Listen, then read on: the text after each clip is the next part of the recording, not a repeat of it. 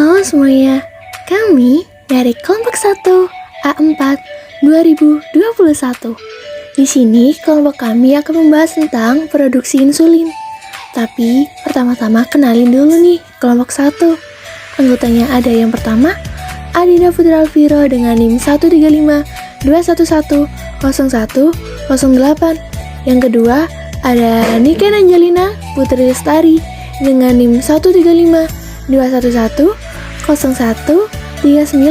Yang ketiga, ada Reza Nurmayani Abdullah dengan NIM 13521100203. Yang keempat, ada Sandra Yudia Kusuma Putri dengan NIM 13521100206. Yang terakhir nih, ada Fania Rifda Violeta dengan NIM 13521110208. Kita masuk ke slide selanjutnya. Bagaimana insulin dihasilkan dan bagaimana kerja insulin dalam mengatur keseimbangan glukosa di dalam tubuh kita. Di sini kita akan jelasin 3 hal. Yang pertama, apa sih insulin itu? Yang kedua, bagaimana sih insulin dibentuk di dalam tubuh? Yang ketiga, apa sih kegunaan insulin? Yang pertama, apa sih insulin itu? Ada yang udah tahu belum insulin itu apa? Di sini, insulin itu merupakan suatu bentuk dari protein. Insulin dalam tubuh diproduksi di pankreas. Insulin adalah hormon alami yang diproduksi oleh pankreas ketika kita makan. Nah, pankreas melepaskan hormon insulin yang memungkinkan tubuh merubah glukosa menjadi energi dan disebarkan di seluruh tubuh. Di dalam pankreas terdapat banyak sekali sel, diantaranya ada sel alfa dan sel beta. Sel alfa bertanggung jawab dalam memproduksi hormon glukagon, sedangkan sel beta bertanggung jawab dalam memproduksi hormon insulin. Produksi kedua hormon tersebut dipengaruhi oleh suatu kondisi di dalam tubuh. Pelepasan glukagon dipengaruhi oleh suatu kondisi yang disebut dengan hipoglikemia. Sebaliknya, produksi insulin dipengaruhi oleh suatu kondisi yang kita sebut dengan hiperglikemia. Nah, hipoglikemia adalah suatu kondisi di mana glukosa darah menurun secara drastis. Sedangkan hiperglikemia adalah kondisi di mana terjadi peningkatan glukosa di dalam darah. Kemudian, bagaimana sih insulin dalam tubuh terbentuk? Yang pertama, sebelum insulin terbentuk terdapat proses sintesis protein yang terjadi di pankreas. Pada inti sel beta pankreas terjadi proses transkripsi di mana terdapat kromosom yang terdiri dari untaian DNA. DNA mengalami rangsangan sehingga terjadi pembentukan kode genetik untuk membentuk protein. Sel beta pada pankreas terdapat di suatu tempat yang disebut dengan Pulau Langerhans. Kita bisa lihat Pulau Langerhans pada gambar di sebelah kiri kita. Kemudian lanjut yang kedua, pada saat terjadi peningkatan glukosa di dalam darah, glukosa kemudian akan dibawa masuk ke dalam sengketa melalui GLUT2. Nah, GLUT2 itu apa sih? GLUT2 itu singkatan dari glukosa transporter tipe 2. Di sini dia itu berfungsi untuk mengangkut glukosa masuk ke dalam sel beta. Kemudian yang ketiga, di dalam sel beta glukosa kemudian mengalami proses glikolisis. Glukosa akan diubah menjadi glukosa 6-fosfat, kemudian juga menjadi pirufat. Kemudian pirufat diubah menjadi asetil-CoA, yang mana asetil-CoA kemudian akan masuk ke dalam siklus Krebs. Hasil akhirnya adalah ATP. Yang keempat, di dalam permukaan sel beta terdapat kanal ion kalium karena ion kalium memiliki tempat pelekatan ATP.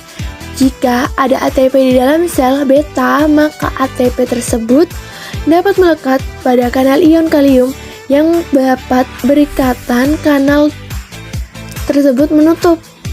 Jika kanal tersebut menutup, maka kalium tidak dapat keluar dari sel beta. Akibatnya adalah terjadi peningkatan konsentrasi kalium di dalam sel beta yang menyebabkan muatan positif terjadi penumpukan di dalam sel beta.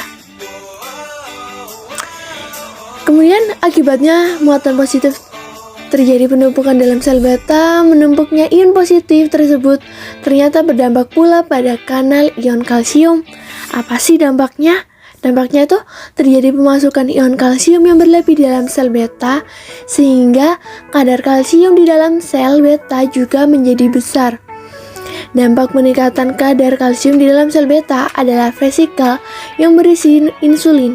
Jadi, di dalam sel beta insulin tersebut tidak bebas, tetapi berada di dalam suatu vesikel. Efek kalsium pada vesikel adalah menghubungkan protein spesifik yang ada pada permukaan vesikel dengan protein spesifik yang berada di permukaan membran sel beta. Efek kalsium pada vesikel adalah ia menghubungkan protein spesifik yang ada pada permukaan vesikel dengan protein spesifik yang berada di permukaan membran sel beta. Ketika protein spesifik tersebut terhubung, karena adanya ion kalsium, terbentuklah suatu jembatan sehingga insulin dapat dilepaskan keluar dari sel beta. Kemudian insulin yang sudah bebas atau yang sudah dikeluarkan oleh sel beta akan masuk ke dalam pembuluh darah. Setelah insulin dilepaskan dan berada di pembuluh darah, kemudian kita akan melihat bagaimana efek insulin di dalam sel hati. Di dalam perubahan, terdapat kadar glukosa darah yang tinggi. Glukosa masuk ke dalam sel hati melalui GLU2. Pada sel hati melalui GLU2, glukosa dimasukkan ke dalam sel hati. Glukosa itu kemudian dirubah menjadi pirufat. Selain dirubah menjadi pirufat, glukosa dirubah menjadi lain, yaitu dirubah menjadi bentuk polimer glikogen. Insulin sampai dalam sel hati akan bertemu dengan reseptor yang terdapat di permukaan sel hati. Reseptor ini merupakan reseptor yang spesifik terhadap insulin atau bisa kita sebut dengan IR. Pada saat insulin berikatan dengan reseptor, maka ikatan antara insulin dengan reseptornya kemudian akan mengaktifasi jalur sinyal intraseluler atau bisa disebut dengan fosfatidil isotiol 3 kinase dan protein kinase B atau AKT teraktifikasi jalur sinyal intraseluler ini. Teraktifikasinya jalur seluler intraseluler akan menstimulasi perubahan glukosa menjadi pirufat dan juga akan menstimulasi perubahan glukosa menjadi glukogen. Selanjutnya, pirufat yang sudah terbentuk akan diubah menjadi asetil-CoA. Lalu asetil-CoA yang terbentuk akan masuk ke dalam siklus Krebs yang terakhir akan dihasilkan ATP. Lalu ATP dihasilkan sebagai energi. Jadi seperti itulah penjelasan insulin dalam tubuh bisa terbentuk. Kemudian terakhir, fungsi insulin dalam tubuh. Apa sih fungsinya? Fungsinya tuh pengawalan keseimbangan tahap glukosa dalam darah dan bertindak meningkatkan pengambilan glukosa oleh sel badan. Kegagalan badan untuk menghasilkan insulin atau jumlah insulin yang tidak mencukupi akan menyebabkan glukosa tidak dapat masuk ke dalam dan digunakan oleh sel-sel badan. Dengan demikian, glukosa mengikat di dalam darah menyebabkan berlakunya penyakit kencing manis, juga dikenal dengan sebagai diabetes mellitus. Jadi, itulah penjelasan dari kelompok kami. Semoga kalian semua dapat memahami penjelasan dari kami. Sekian dari kelompok kami. Dadah!